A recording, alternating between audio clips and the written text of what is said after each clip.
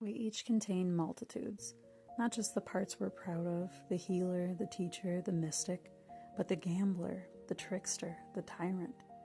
Every archetype that has ever moved through human experience lives somewhere in you, in me, in all of us. And the shadow isn't the enemy. The light isn't the destination. The middle path, where you can hold the full range with compassionate awareness, that's where we actually get to know ourselves. I'm Kelly, a mystic, a scribe, and many other archetypes besides. And the devotion of my life is looking into this divine mirror of archetypes with full honesty and reflecting that compassion outward. Each video in this series takes one archetype from the Oracle by Carolyn Myss and opens it along 3 threads: the shadow or the low road we've walked, the light, the high road we're seeking or reaching for, and the middle path, the one that can hold both and carry us forward while we carry it along the path of self-mastery. This is the fullness of what it means to be human. This is the archetypal attunement. Hello and welcome to another archetypal attunement reading. Today's archetype is the Prostitute, so hang on in there because this is honestly one of my favorite archetypes of all time. So the light attribute accentuates the challenge of surviving without negotiating the power of your spirit. And the shadow attribute places material considerations and security above self-empowerment. Now, I would venture to guess that most people are much more familiar with the shadow attribute of this archetype than the light, but I'm here to tell you, and I'm personally here to tell you because this archetype is one of my own. Not that I physically have been a prostitute, but I also hold no shade and judgment to those that have, those that are, those that will continue to choose this because, as the light attribute suggests, there's a challenge to surviving this life without having to give up your integrity to do it. And some people assume that this, the prostitute archetype, more so the prostitute job or career path, if you will, is one that automatically means that you did give up your spirit. And that is not necessarily true. It may be true, and it definitely is true when this is not really prostitute, but it's actually more like indentured slavery. That's an entirely different subject that will not be mentioned again in this reading because this is all about will, and this reading is about self-mastery, and this archetype shows up in all of us, and it's not necessarily about sex or our bodies at all. So moving forward from there, this archetype needs to be taken as the whole, where are we selling our integrity or not? And why do we feel the need to do that? And before I pull any cards, I'm going to mention that this part here is the thing to focus on. Places material considerations and security above self-empowerment, because here's how I've been a prostitute in my life. I've long spent time at jobs or in relationships or in places, people, situations, scenarios where my ego stayed safe, my physical body stayed safe, my money stayed safe, or whatever. But I was dying inside. I was dead on the inside while my body survived, and that is prostitution. That is the selling of my soul and will. And now listen, I'm not judging or blaming myself, and I'm going to pull some cards. To start, this is interesting. This will be really interesting because I just got this deck and I haven't seen all the cards in it yet.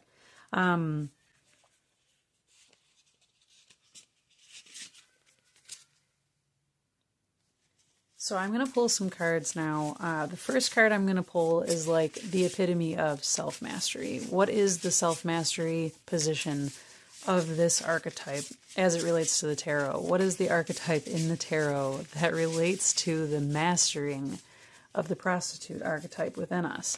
And I'm also going to pull some cards about the high road and the low road and what those teach us and why we get to experience all of that. So actually 2 came out for this mastery position. King of Swords and 2 of Wands. This is fantastic because the King of Swords is all about discernment, okay? It's about being able to make clear choices based not on judgment, but on discernment. Like, I'd discern that this stone is probably not like a soft thing to lay upon because it's made out of stone. That's not a judgment. It's an accurate assessment. That may sound silly, but King of Swords is about like choosing. It's about using your intellect to say like, yes, this is what I choose. This is what I want. This is what is good for me. This is what is not. And it also considers all of the factors except for emotional ones. So this is like intellectual choice making. This is the ability to use facts and intellect to make decisions. And it comes out with the Two of Wands, which is actually about choices. But it's not about discerning through intellect. This is about your will. The Two of Wands is about contemplating what you're willing to do, about where your will wants to lead you. And I love that they're holding these little one candle of flame each while this fire pit burns, because they're walking away from the majority bonfire and they lit their little flames based off of that. I'm in love with this deck. And this girl and this bear are walking away into the darkness. She knows she's safe with her integrity, her protector. And this integrity knows that it has its innocence and its curiosity so that it can flex into both. Like, yes, I can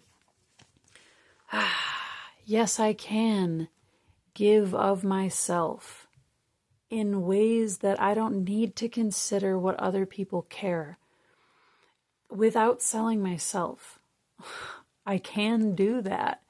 For instance, my motherhood position on this right now is like, if I can nurture myself and give to myself all the love and the things that I need, I can pour endlessly into my children. I can give of my physical body when I was still breastfeeding, but physical body now when they want my love and my snuggles and my hugs and all that stuff.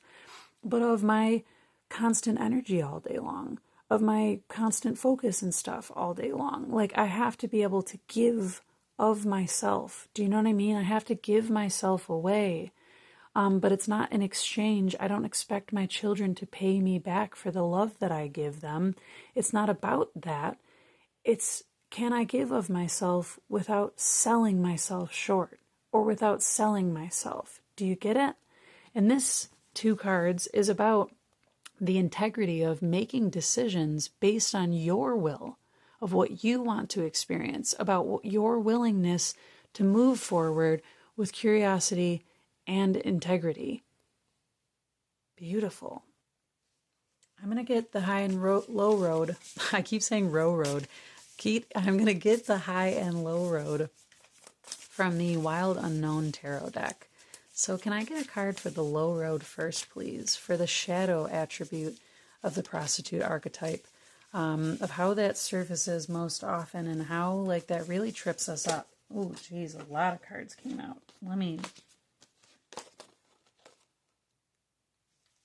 There was like 14 cards that came out there. They all spilled to the floor. And I was like, yes, this does show up in a lot of ways, and also let's just do 1 or 2.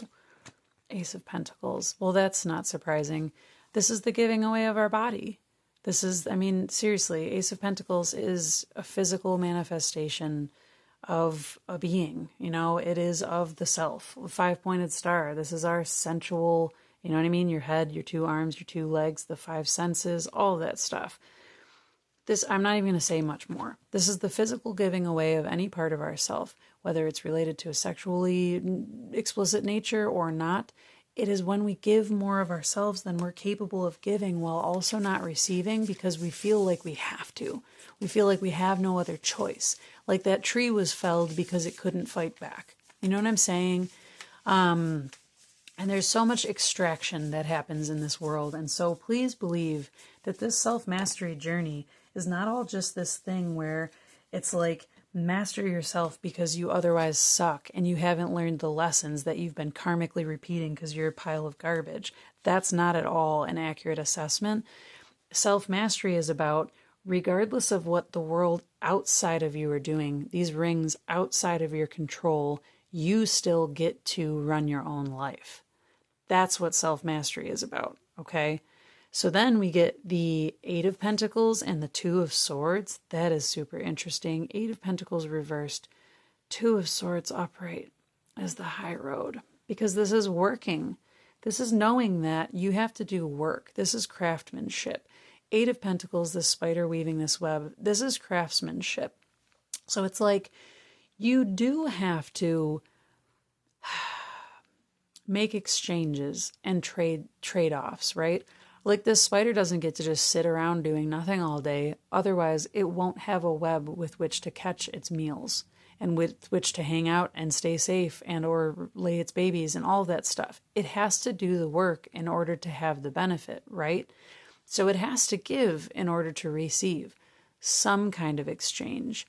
But here we're brought back to the swords, just like in the mastery, reminded that it comes down to our decision-making, though. Look at that. Two of Wands over here and Two of Swords over here. Because it's our choice, it's our intention to partner with the divine choices, the divine options.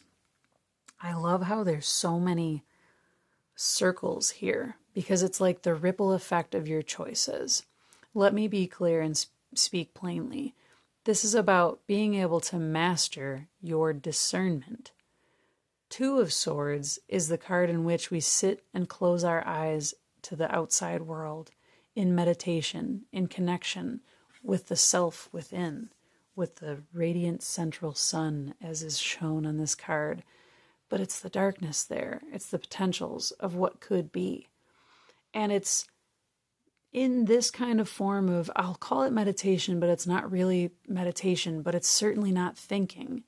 It's this place where we allow space to be made, for clarity to come through, for us to be informed by ourselves of what our intention is, of what it is we wish to create. So again, let me be succinct and speak plainly.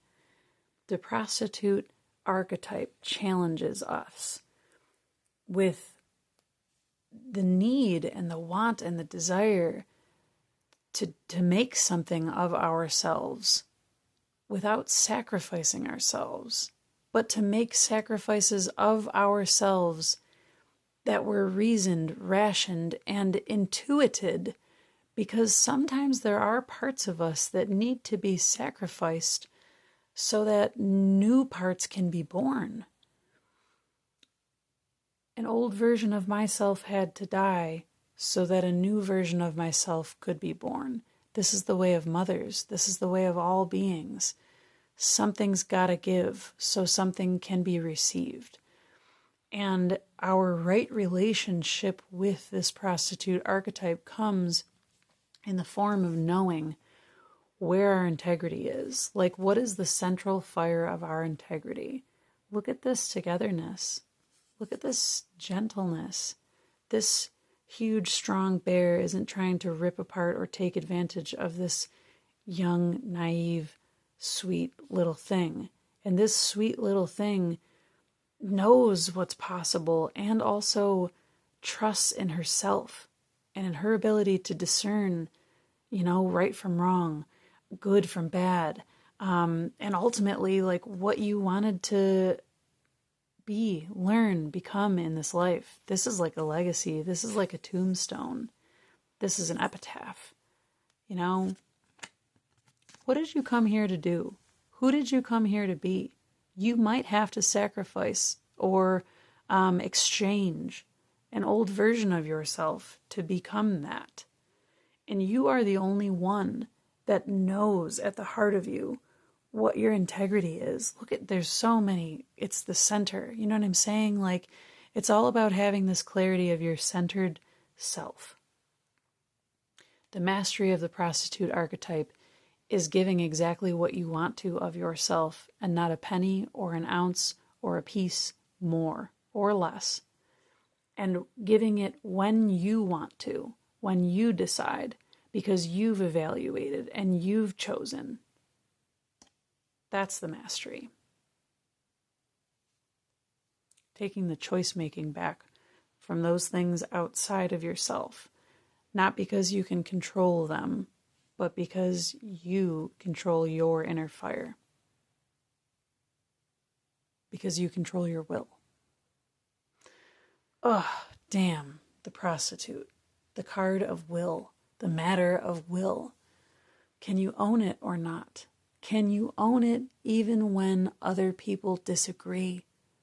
Can you own your moral sense of integrity even when other people disagree? Because listen, if you're a fly, if you're a mosquito, if you're a moth, if you're an anything else, the spider is evil.